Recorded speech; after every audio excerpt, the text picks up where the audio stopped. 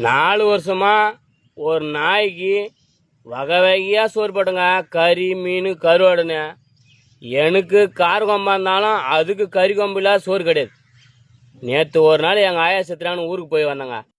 பக்கத்து வீட்டில் முட்டை குழம்பு வச்சாங்க. பத்து ரவுண்டு சோறு வச்சு ஒரு முட்டை வச்சுட்டுக்கிறாங்க.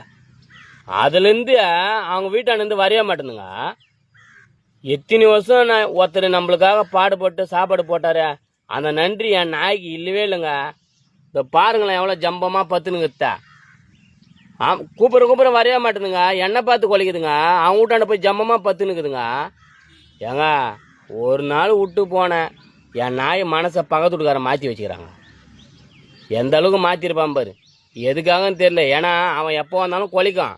இப்போ அவனை பார்த்தா வாலாட்டுதா, என்னை பார்த்தா கொலைக்குது. இப்போ பாருங்க அந்த நாய் கூப்பிட்ற என் பக்கத்தில் வந்து படுக்கூட மாட்டேங்குதுங்க. கூப்பிட்றேன் பவுந்து என்னை பார்த்துட்டு.